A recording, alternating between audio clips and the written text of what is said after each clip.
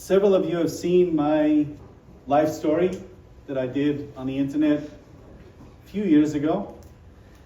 And the gentleman, Jordan Pacheco, who filmed it, named it, "They Will Know Our Church." And one of the last things I said in that talk was, there's another chapter, and in that next chapter, the world will know our church. Well, that was the previous chapter, because everybody knows St. Vitus as the tent church. You go anywhere in the country and you tell them you're from the Fraternity of St. Peter in Los Angeles, and they say, "Oh, are you the guys that have that giant tent?"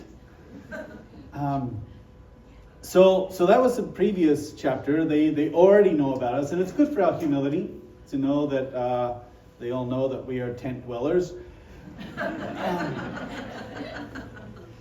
But now we have another chapter. This next chapter is what we're going to present to you today. In 2014, we came here, and then we've been looking at a lot of churches every day. I was checking churches. All these churches on the screen right now are churches that I've looked at together with the Archdiocese. Of the ones I can remember, there's been over 100 churches that we've looked at in different parts of the city. You see the little red dots where we looked at the churches. I count 1,445 emails between me and the Archdiocese, mostly the real estate department of the Archdiocese. They obviously hate me at this point. And we've been looking a lot. Is Brother Mark around here? And Joanne Pulley, you guys go ahead and stand up. And Mr. Mark Montgomery as well. He is not here right now, but they are my church-looking team. And pretty much at my call at any time of the week, they left what they were doing, their businesses or whatever, and they came to whatever part of the city it was to take a look at the church we were looking at. Joanne went to a lot of trouble studying the area, looking for what we call bad guys that we don't want around our children. And she would come up with a report of all the bad guys that we would find. I'll give some honorary mentions here. On the top left, we have St. Viviana's Cathedral. Of course, when I came out here, Father Lee told me, go big or go home, so I went big. The first thing I said to the Archdiocese was, would you be opposed if we bought back St. Viviana's Cathedral? And they said, no problem with that. You can do that if you want. So I approached Tom Gilmore, and he didn't want to give up his baby. That is his crown jewel. He owns an empire downtown, and that is the crown jewel of his empire, and no way is he going to give it up. So didn't push it. Then we went to, this is a great story, bottom left, Blessed Sacrament. So Mr. Montgomery and I got on a plane, and we went to see the provincial of the Jesuits, and sat down in a meeting with him, and the provincial was like, "So what would you guys like?" And I just said it straight out. I said, "Will you give us Blessed Sacrament Church?" And he thought I was crazy. And then we had lunch, and we got along pretty good. The top right, we have a little church, or a nice church, in Highland Park. And some of you remember it who are here in this crowd. Would walk around the church every day praying rosaries to see if we would get this church. And it came very close to them giving me a police restraining order because I kept nagging them, "Will you sell us your church?" And they said, "No, why would we want to sell you our church?" Bottom right, this one was a fork in the road. It was the exact same price at the exact same time as this property here. So the choice was, do we go to Downey or do we come to San Fernando? And it would have been a totally different story if we had have gone to Downey instead of San Fernando. A lot of you would not be parishioners. We would be looking in a different part of the city for a church. A lot of you might be actually closer. But at the time, we were at St. Victor's, and several families were coming from Lancaster to Mass on Sundays, and I figured it was just too far for them to go to Downey, so that's why we chose San Fernando. So that would have been the pivoting church. And the one in the middle was the last one that we attempted to purchase about 2 years ago now. It's on Glen Oaks Boulevard in Sun Valley, Mormon Church. We were outbid. So they did this thing. Realtors are doing this thing now that they say, give us your best offer, and you have no idea what the other people are offering. So you just like go all in, and we went all in, but all in for us was not enough money, and someone outbid us, and we lost that church. Okay, when we look at a church, we look at different parameters. How big the lot is, how many parking spaces there are. If it's possible or not to expand, if it's possible to expand the building, if it's possible to expand the property, sometimes you're stuck between apartment buildings and there's no way you're going to be able to buy an apartment building to expand the property. Other things would be how much damage of distance is it going to be for the parishioners going to the new location on Sunday? How far is it going to be compared to where they are coming now? And big ones, the safety of the area and the bad guys. How many crimes were in the last week, and how many bad people that we don't want around our children are in the 1 mile radius. So for the church we got in Northridge, it's not the best in all the parameters, but it's among the best in all the parameters. Whereas if you look at the other ones, they are better in some parameters, but worse in other parameters. For example, Glen Oaks that I just talked about. Bigger property, almost 3 acres. We could expand the building. However, it's in a bad part of town with a lot of bad guys. The one in Santa Clarita, some of you have driven past it and have seen it. Big building, nice area, safe area. However, for the majority of our parishioners, it's just too far away to go on a Sunday. It's another, sometimes 40 minutes from here. So of all the parameters that we have, the White Oaks Church in Northridge covers the most of them best. For some reason, when I first came out to Los Angeles, there was this thing in the back of my head that we would end up in Northridge. I don't know why. I dismissed it. You saw the dots on the map a minute ago. We looked everywhere for churches. We asked every single church in Glendale. My original goal was to be as close to downtown as possible until I found out that's where Skid Row is. And then I thought, okay, maybe a little bit further than out downtown. We looked everywhere, and the last place we looked was Northridge. God has shown his hand a lot in the purchase of this building. It's interesting to watch because take a look at this. These are the other Latin Mass locations that are in the city right now. And if you look at the map, there's that whole space at the top where there's nothing. And God put the church right in the middle of it. I think God knows what he's doing. Okay, so without more ado, here it is.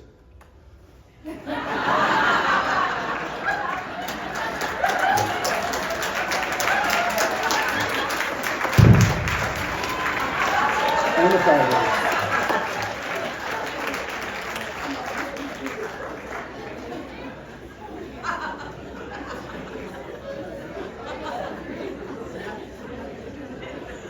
I know you guys would kill me if that actually worked. Okay, that's where it is. So it's not St. Andrew's in Pasadena. It's not Blessed Sacrament. It's a humble church. It works. I think it was some guy that works with SpaceX that said 1 small step for mankind, 1 large step for humanity, or something like that. But it's a small step. We go step by step. Eventually, we will have a big church for St. Vitus, but one step at a time, and we'll be able to build on this property. So the goal is to use it as, for now, it's about the building we will use will be the white one, which would be, it's bigger on the inside, should seat about 400. We got to knock out a few walls, do a few things, and it'll be about the size of this tent, and we can use it for 5 years or whatever it is while we're waiting for the permits, and eventually build a nice proper church for St. Vitus on this property. 2 acres, so it checks off all the boxes, okay? It's 2 acres. So we've looked at all sorts of properties, and one option was, what if we just get land and build on this land? And 2 acres would be the minimum to be able to build, to allow for parking. So checked off the box for 2 acres. But land is not enough to build. You need to have running water, or else that takes a long time to get permits for that. You need to have roads that reach it that are able to take decent sized traffic. A lot of these parcels of land that are for sale are on a mountain somewhere with very small streets going to it. You can't build a church there because you need to widen all the streets of the neighborhood in order to build a church there. So this kind of checks off the box for land on which we could eventually build a church, and we could also start using it now while we're building on there. So it's the final location for St. Vitus. We're not going to move another time. This is it. This is where we're going. But 2 acres. 120 parking spaces, and they are large parking spaces. You can fit nice big vans on there for you big families. Or we could pack them in a little bit more for tiny people in tiny cars like myself. I can put many parking places. There's room to expand, which is huge. A lot of these properties, one of the last properties we looked at was in Glendale, and it was twice the size of this property. It had underground parking, but that was it.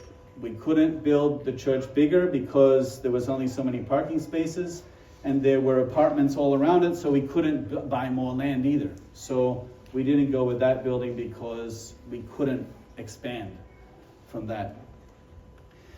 Big one, it's a safe neighborhood.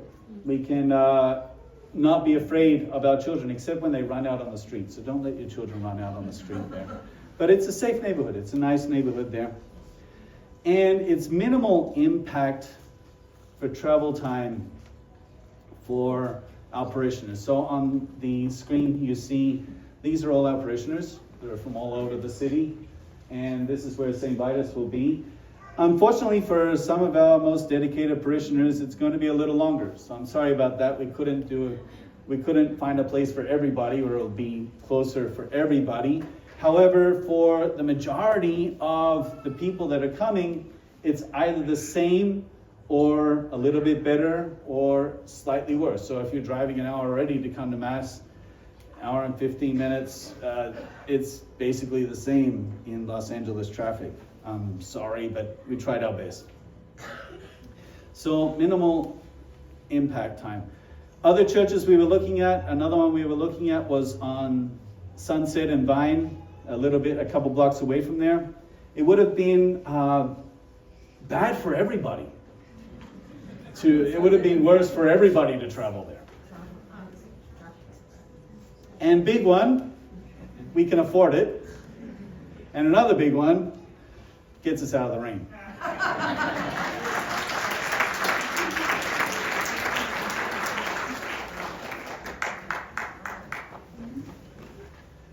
I'm gonna do this. Zachary, go ahead and stand up. Sorry to put you on the spot. Please thank Zachary.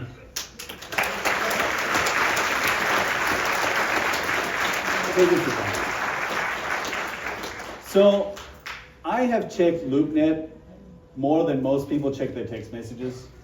It's been on my phone and I've checked it 20 times a day. I know everything that comes on the market. Many other of you have sent me links and saying, hey, this church just came on the market, and I already saw it 5 days before. I was finding the churches on the market before the real estate department downtown I had already known about it by the time they contacted me. Zachary found this church, and I didn't find it first. He found it first.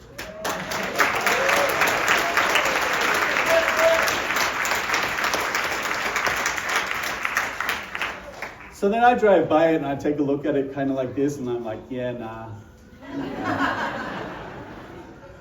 And then at the time we were looking at the church, it wasn't a church, it was a banquet hall near Set and Vine, and it fell through. It had all sorts of legal problems.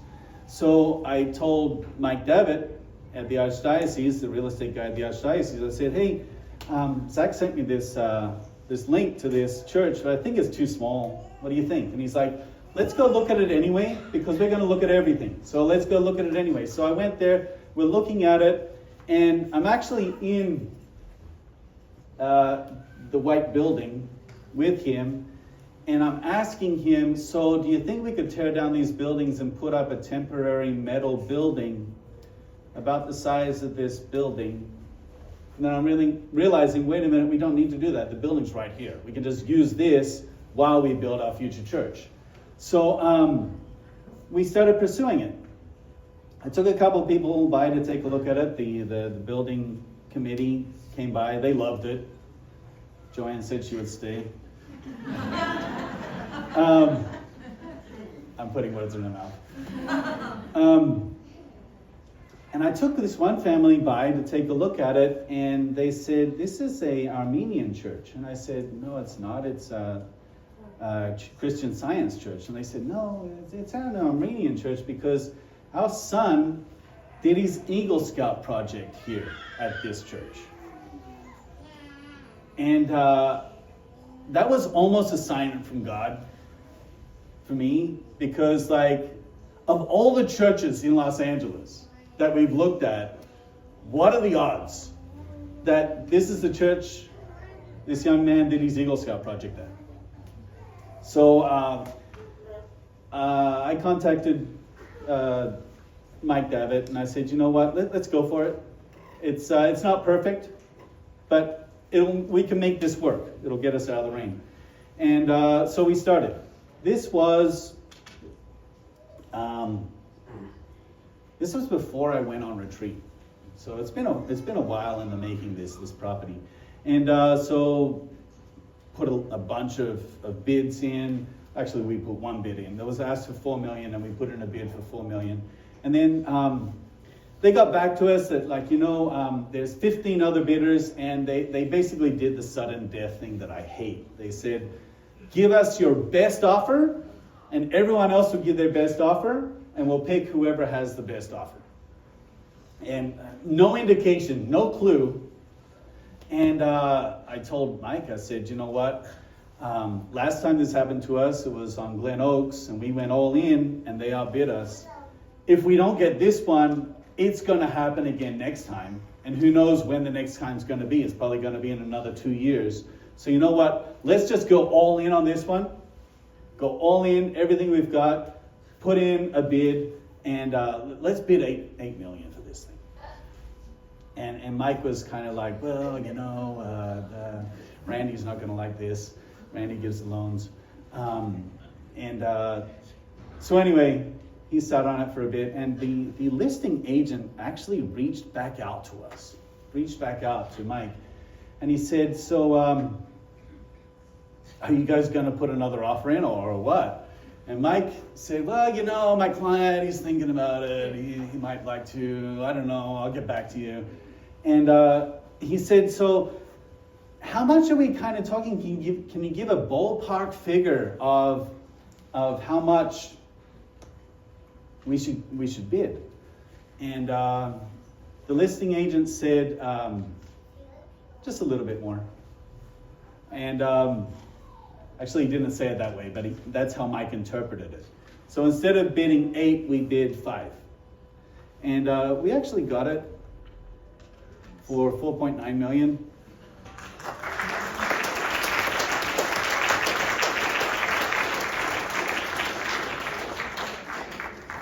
So $4.9 million. We are going to do a down payment of $1.9 million, and we're getting a loan from the Archdiocese for $3 million. And then we're going to sell this property for $2 million, if you're following, pay down $2 million, left with $1 million, and then we're going to be making payments on that last $1 million of $30,000 a month. While we're talking about money, let's talk about Call to Renew. Take a look at some of these stats. So, we are no longer number one. We are number two in the Archdiocese. Someone outdid us. But we are number two in percentage of the goal. Our goal was 625,000. We pledged a little over 3 million. Number two, but this one here is more interesting. We are number 6 in the amount of money given. So in other words, there are many other parishes far more wealthier than we are in the Archdiocese, but of all the parishes, we gave 6th position the most amount of money to this campaign. And so this is why, well, hang on, one more slide. This is the latest update. So this is as of November. Remember, our initial goal was 625. This was an important number because up until 625, half would go to the Archdiocese and half would go to our building fund. Once we went past 625, 100% of all the money that you all give to Call to Renew goes directly to St Vitus Building Fund. So we've paid 638,000. Congratulations.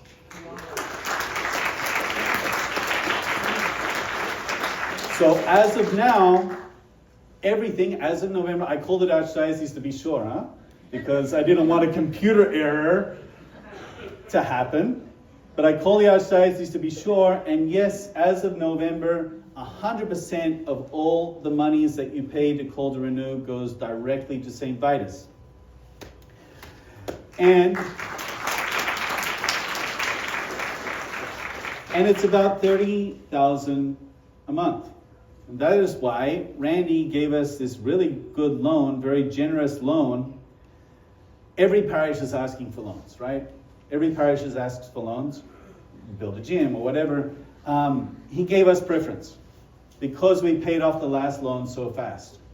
And since we did so well with the Call to Renew, our payments are not going to be $55,000 or $60,000 a month, but what we bring in from Call to Renew is what is going to be our payment each month. So $30,000 a month in payments. Okay. Here's a fun story. About 5 years ago, 6 years, we have a very talented lady in our parish, Paula. She makes stained glass windows. She makes world-class stained glass windows. They're comparable to stained glass windows that you would get in Europe. And about 5 or 6 years ago, I asked her if she could start making stained glass windows very slowly for the future church. And the idea was that they would go in our church here in white boxes, basically a box with a light on the inside, looks like a real window. And then when we moved to our future church, we would bring them with us and put them in our future church. Meanwhile, we're looking at all these churches around the city. Some of them have huge stained glass windows. And I'm telling her to go slow with this job, right? Because I'm kind of feeling bad. Like, what if we get a church that already has stained glass windows, right? She's wasting her time. So I'm telling her to go slow. She's made 2 so far. She's almost finished the one on the right. She has finished the one on the left. Basically, they are scenes from the Old Testament on one side of the church and New Testament on the other side of the church that relate to the Mass somehow. That's basically the theme of these stained glass windows. Anyway, she's started 5 years ago, right? Check this out. The size of the stained glass windows are 36 inches by, actually I got the number wrong, 36 inches by 62.5 inches. 36 inches by 62.5 inches. These are the size of the windows that she's making. The size of the windows in our church are 36 inches by 62 inches. Wow. It's off by half an inch. If that's not an act of God, I don't know what is. Here's another fun story. There's a website called usedpews.org. It's basically a website for all churches, mostly Protestant churches, to sell their old pews. And we used this website before when we moved here to find pews. So I went on there to look for pews. If you notice the website, it doesn't say where the pews are located. So you might find some really nice pews on there, and then they end up being in upstate New York, and you've got to figure out, well, how am I going to get those pews? So I'm looking on the website, and I'm seeing a listing for Catholic pews. Now, there's a big difference between a Catholic pew and a Protestant pew from the perspective of a buyer. So on an economic perspective, there's a big difference between a Catholic pew and a Protestant pew, and that is the kneelers. Why? Because to put in kneelers into pews is going to be something around $20,000. So I see Catholic pews and I'm thinking $20,000 less. Let's find out where these pews are. So I contact them. Next thing you know, they have taken their listing off the website, and I thought, well, that's rude. So I had copied down the phone number, so I called them again. Turns out that they're just by the airport down here, St. Anastasia's Church.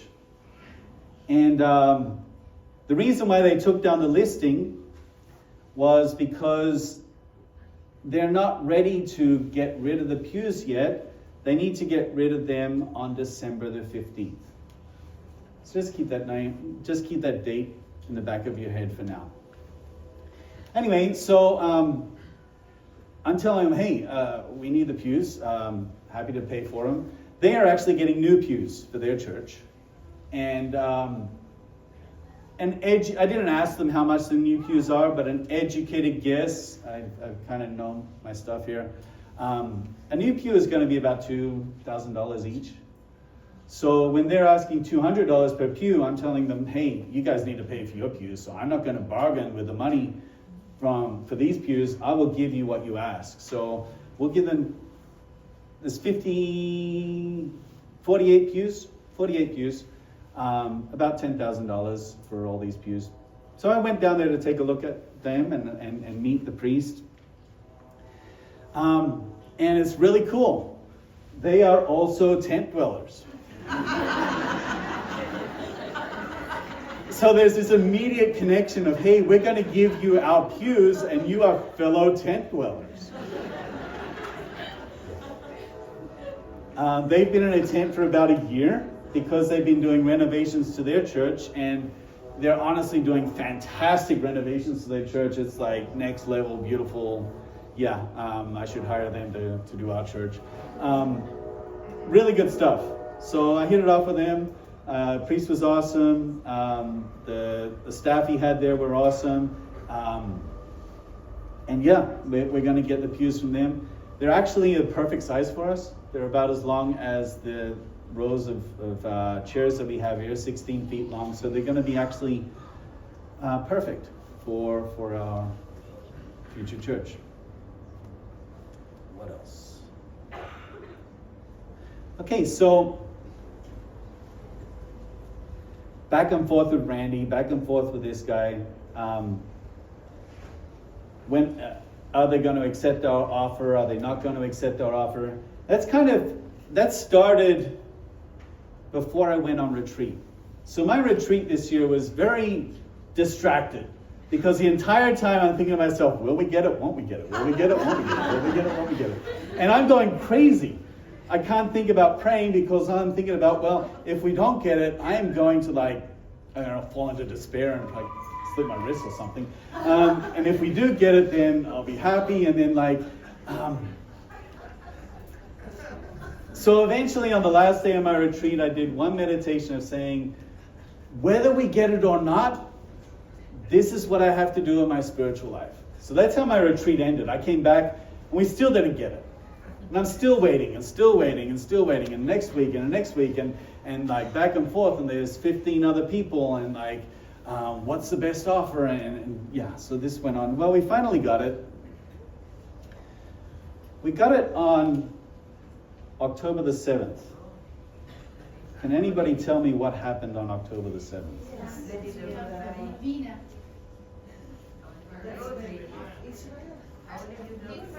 That's when Israel attacked. What? It was the Rosary Novena. We had a solemn high mass for the conclusion of our 27th Rosary Novena. So we have done 18 Rosary Novenas before coming to St Vitus. We've done 9 Rosary Novenas since we've been at St Vitus. And on that day, Feast of the Holy Rosary, we did a solemn high mass to conclude our 27th Rosary Novena. Let me show you how Rosary Novenas work. It's 54 days,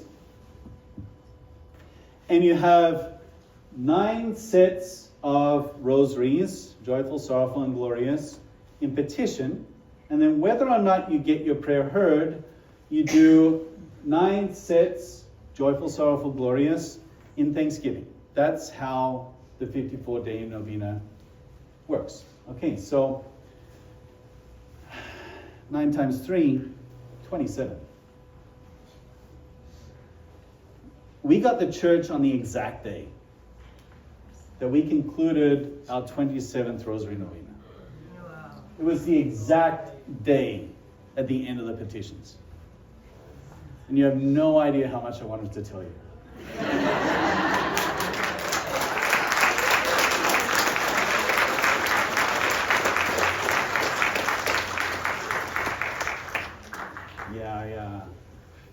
I got the phone call from Mike Davitt. He's like, Father, started off with a really somber tone. I thought he was going to say it's over. And there were 15 other bidders on this place, Father. And someone bid more than us, Father. He was a developer. However, the seller wanted to sell it to a church, so he chose us.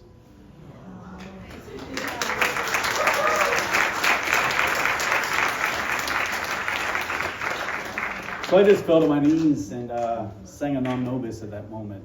And I really wanted to tell you, and only one person picked up my line that I threw in the sermon that day. Only one person noticed what I had said. But yeah, I did do something cryptic in the sermon that day.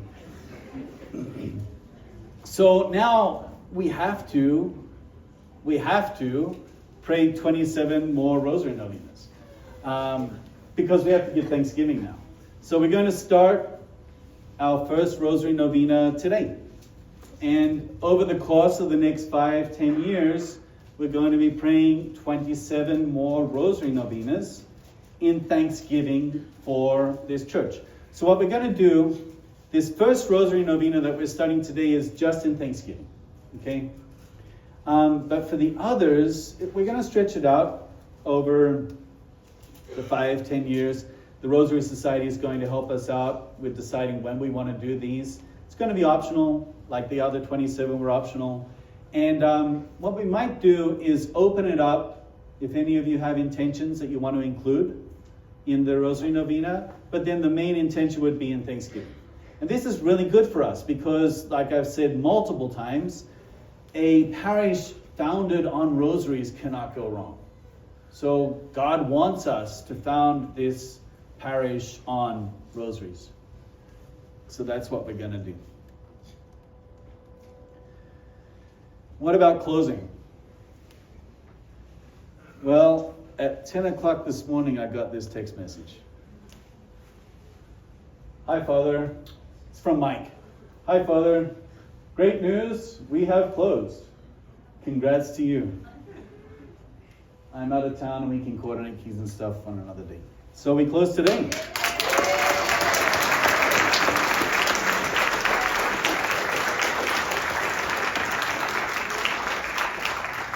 Again, another Feast of Our Lady, December 8th. We were actually supposed to close last Friday, but I guess Our Lady wanted it on her feast day.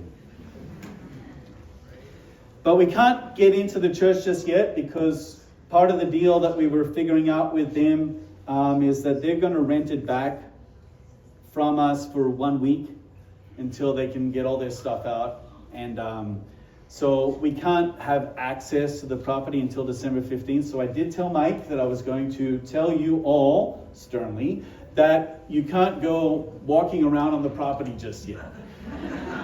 If you want to drive by, just keep driving. Don't. They have cameras, so don't scare them. And we've got to do some stuff on the inside of the church. We've got to tear out some walls, make some space, make it fit in there. It's going to be a while before we get it ready. And we also need to get the bishop figured out on his calendar when he can come out and dedicate the church. So it'll probably be February 11th. It'll probably be February sometime that we get into the church. For Mass times are very difficult to change because people get confused. So the best time to fix a Mass time is when we move in. So what we're going to do for the Mass times is I'm going to send out 2 surveys. The first survey is going to be basically every hour of the day. What I'm going to want you to do is I'm going to want you to say what times you would go to Mass on the week.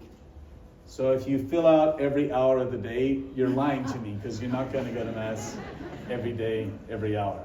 But what times you would go to Mass each day of the week. If you're only going to go on Sundays, then you would only fill out Sundays. We're going to get that data back, and we're going to merge them into 3 or 4 good Mass times each day, and then we're going to send it out again. And we're going to say, okay, from these Mass times, which are you more likely to attend? And then we're going to get a good feel of what times work good for people, for Masses. I think it might be nice to have at least one time during the day that's standard throughout the days, but I don't know. It depends how you guys fill out your surveys, so don't cheat.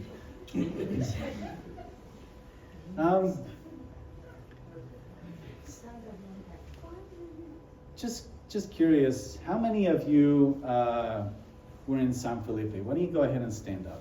Those of you who came to San Felipe. You guys have been with us for a very long time. It's been a long path.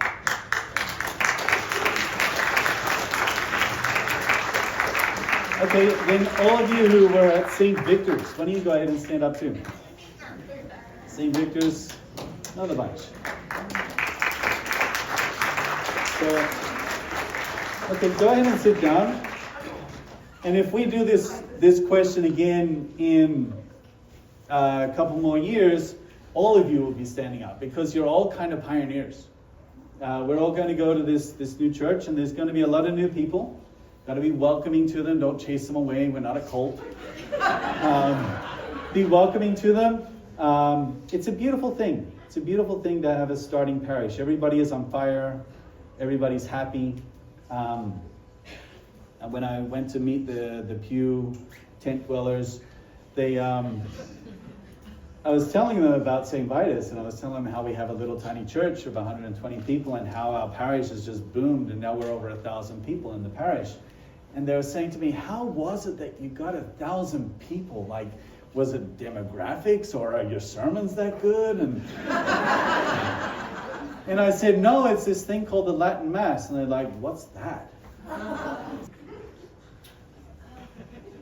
Yeah, it's a beautiful thing. It's a beautiful thing that we have here.